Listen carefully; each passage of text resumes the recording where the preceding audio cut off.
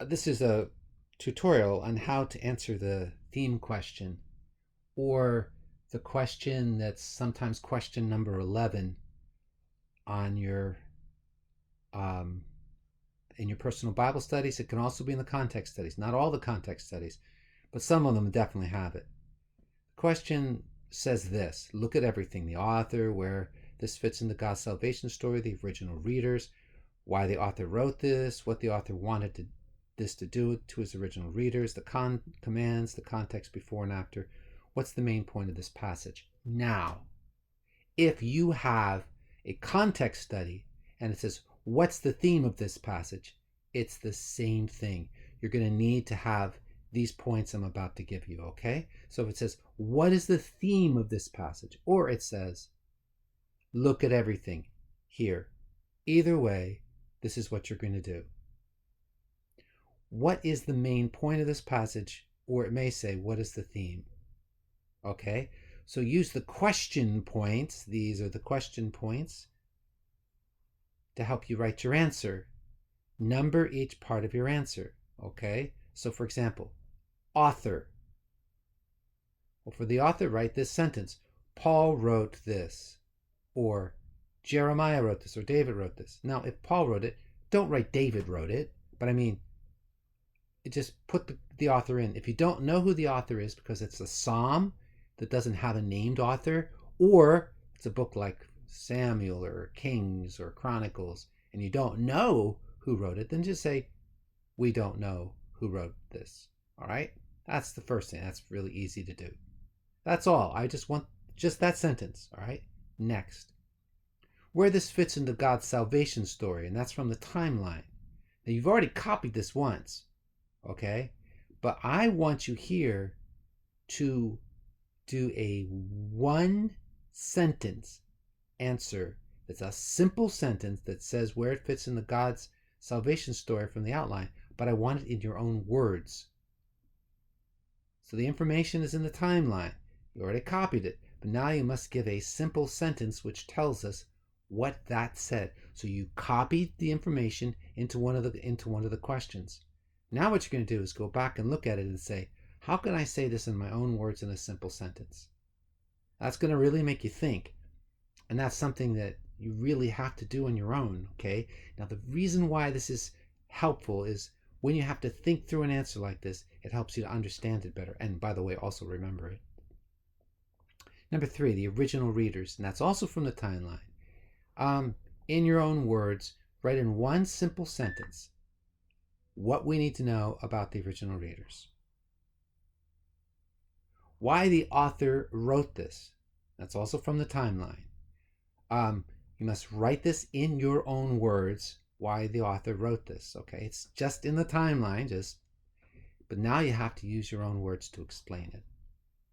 The context before and after, you already did this.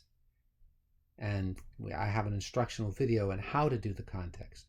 So what you're going to do is take the context you've already written and reduce it to 2 simple sentences.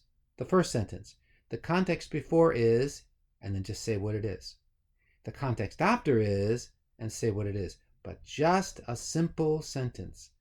And don't try to just put the whole thing, just give a simple sentence that sums up what the context before is, a simple sentence that sums up what the context after is.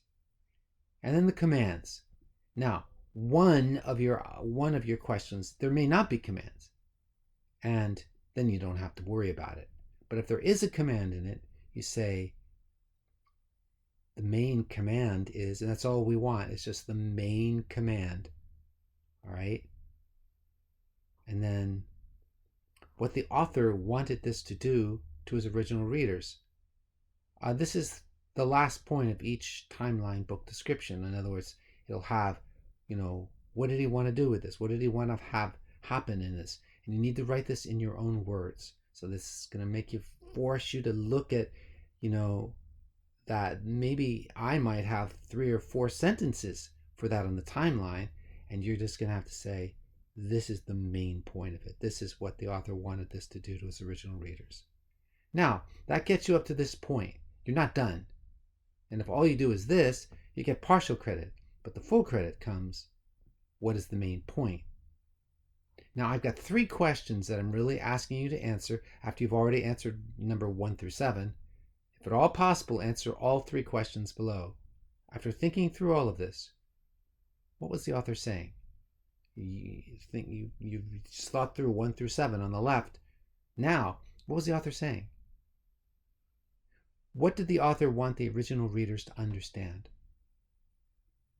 Wanted them to understand something, I'm assuming.